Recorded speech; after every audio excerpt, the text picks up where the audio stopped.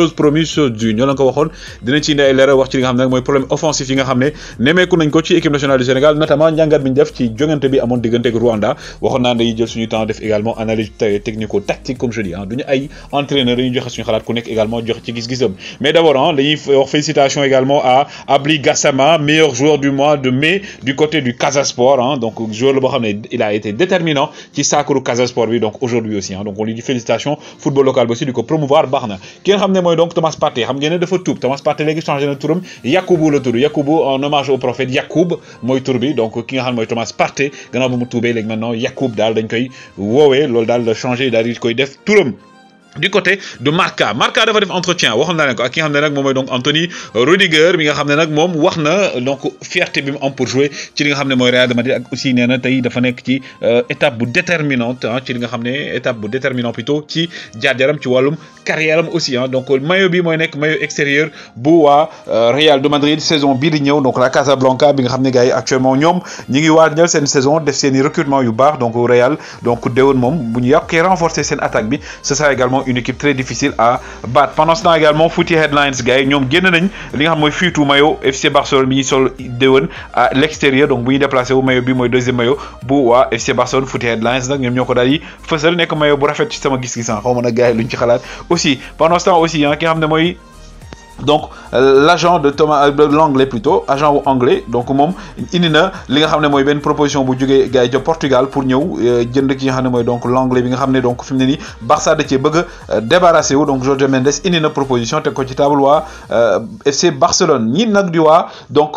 Marseille dañ leen a daan benn match avec sursis ci li nga xam ne mooy fumigène ñu génn woon ci match bañ doon xam dañ ko doon amal ci donc den diggante ak Feyenoord du jëmoon ci li nga xam ne mooy donc Ligue Europa bi ñu doon joué donc mooy Conference League bi pendant ce temps ki nga xam ne nag mooy donc kii di Thomas Müller moom la ñu tànn mu nekk joueur du mois de mai donc du côté de du Bayern de Munich Thomas Müller le joueur de la National Mannschaft gars yi ki ngeen gis ne également xame ngeen ko Karius Karius moom xame ngeen ko kii moo xañoon entre guillemets finale Ligue des Champions Liverpool contre Real de Madrid donc biñ koy perte en finale donc moom nag Loris Karius donc Liverpool annoncé na officiellement day daal di quitter donc les Reds de Liverpool donc ki nga xam ne mooy Karius pendant ce temps gars yi dañuy dellu si ci jàngat bi nga xam ne donc mooy jëm ci match bi ñu gis ne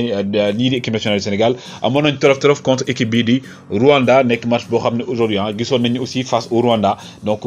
équipe rwandaise bi dafa évoluer donc avec un bloc très bas bloc la boo xam ne 5-4-1 la woon wala 5-3-2 ñu ko doon évoluer face à l'équipe de l'équipe nationale du Sénégal de Aliou Cissé donc ñu gis ne également suñu gaynde yi ils n'ont jamais pu trouver la faille dans le jeu pour perforer défense bi nga xam ne mooy défense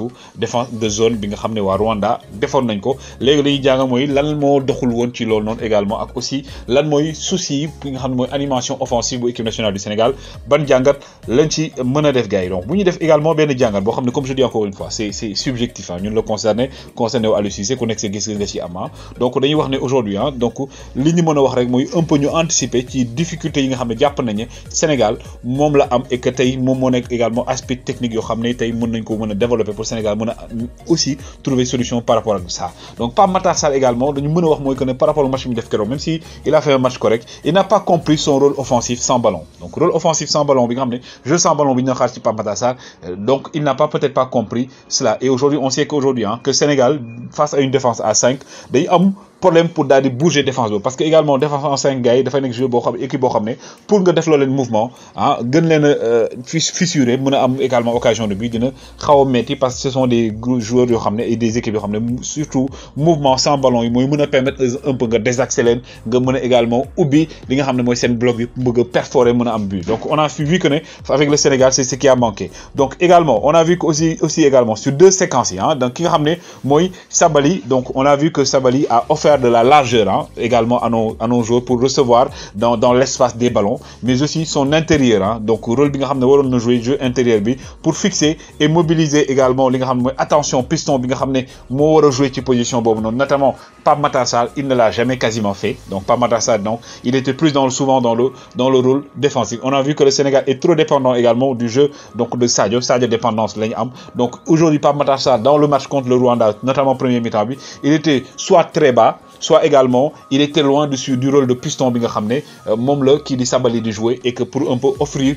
de la largeur également des solutions offensives à l'équipe nationale du Sénégal. Lool nak da doon tax également Sabaly da doon nek ci ay situations yu inconfortables, notamment le plus souvent Sabaly était à 2 contre 1. Donc lool permettre won mu mëna offensivement il me donne apporter. Et on sait qu'aujourd'hui avec le soutien peut-être de Pape Matar Sarr ou également avec un soutien d'un jeu assez offensif boo xam ne gars yi dañu doon jouer sans ballon et tout, de permettre également d'étirer défense bi, on aurait pu peut-être avoir de la profondeur. Lool nak amuñu ko woon. Plus intéressant sax également, voire décisif par rapport aujourd'hui à jeu bobu ñu doon soxla ci équipe nationale du Sénégal, loolu ñu gisul. Ismaïla Sarr également gars yi, il n'a totalement, pour sincèrement, il n'a pas joué totalement son rôle pour libérer ki nga xamné donc moy Pape Matar Sarr ou également Fodé Ballo-Touré. Donc aujourd'hui nga xamné mom Pape Matar Sarr bu fekkone fixé na Imani Chaim ñu ko mëna woyé, donc le joueur rwandais, donc à droite, ça mënon na permettre également donc am espace donc pour mëna servir dans le bon tempo également ses coéquipiers au niveau de l'attaque, ce qu'on n'a pas vu. On a vu également que l'espace entre le central et le piston n'était pas assez utilisé au niveau de l'équipe nationale du Sénégal. L'autre moyen pour contourner les défenses compactes, les défenses à 5 là, moo nekkoon na nga étirer la ligne afin d'élargir les intervalles. Donc Ballo-Touré et Sabaly, ils ont été très intéressants, sincèrement, ils ont été très intéressants dans ce registre, mais du Sadio Mané du Pape Matar Sarr boo xam ne vraiment exploité nañ espace yooyu convenablement. Donc je pense que Ballo-Touré, même su fekkee ne il n'a pas été, je le dis sincèrement, amagul niveau bi nga xam ne moom la amoon, mais par rapport à certaines séquences, il a été très intéressant. Loolu nag dañuy amener ñu mën a waxtaanee ci question bi nga xam ne mooy comment Sénégal la war a préparer match yu ni mel. Donc moi je pense que aujourd'hui donc yenn ci hypothèse yu ñu am mooy que ne soit suñu équipe bi xamuñoon complètement li nga xam ne moom le Rwanda doon jouer, analyser wu ñu ko war a analyser. Donc quand on voit également course yi nga xam ne loolu lañ doon def ak suñu joueur loolu lañ doon def, yoo xam dañ ko doon def donc on se demande même est-ce que également ñoom xam nañ que nan la ñu war a jouer face à une équipe qui joue bloc bas à 5, sincèrement. Donc l'animation face au Bénin aussi nekkoon na loo xam ne donc xaw nañu